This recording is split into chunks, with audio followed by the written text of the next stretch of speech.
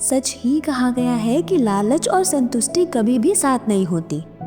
जिस मन में संतोष है वहाँ लालच नहीं आ सकती, और जहाँ लालच है वहाँ तो संतुष्टि जन्म ही नहीं लेती। आज की कहानी का आधार भी कुछ वही है। बात कुछ समय पहले की है, जब एक छोटे से गांव में एक गरीब ब्राह्मण सुधीर रहा करता था। वो भगवान कृष्ण का परम भक्त था।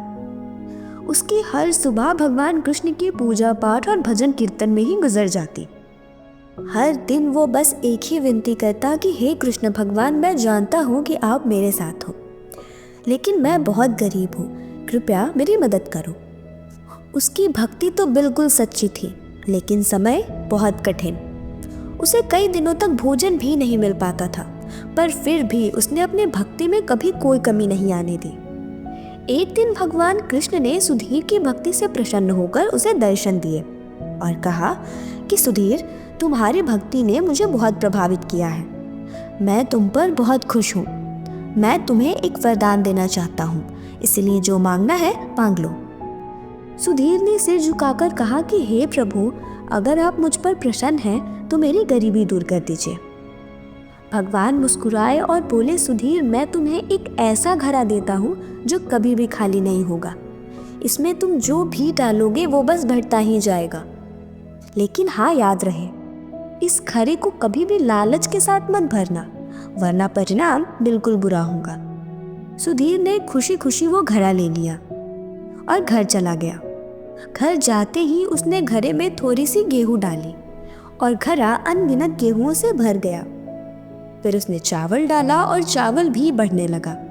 जल्द ही सुधीर के घर में खाने पीने की कोई भी कमी नहीं रह गई थी।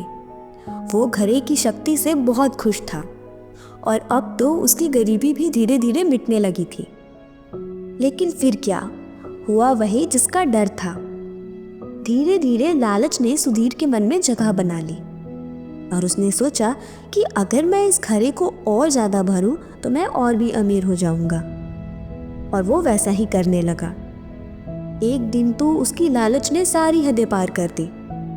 उसने सोचा कि क्यों ना घड़े को पूरी तरह से सोने से भर दिया जाए, जिससे वो सोना कभी खत्म ही नहीं होगा और वो और अमीर होता जाएगा।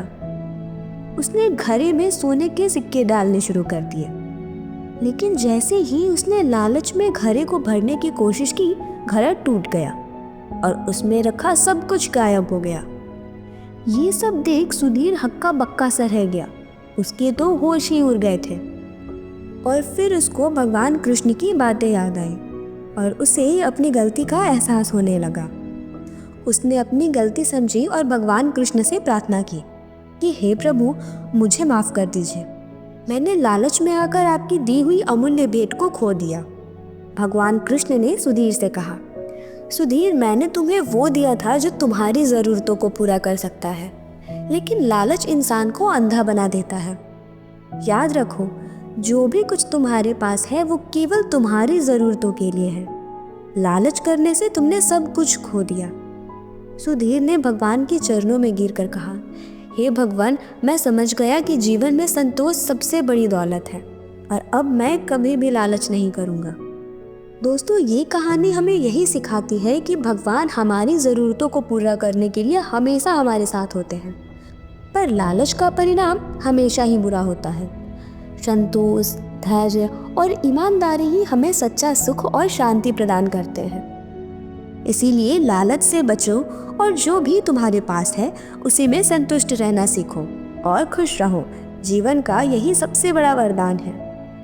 आशा करती हूँ कि आपको कहानी अच्छी लगी होगी, और अगर कहानी अच्छी लगी हो तो वीडियो को लाइक, चैनल को सब्सक्राइब और हो सके तो ज़्यादा से ज़्यादा वीडियो को शेयर करें।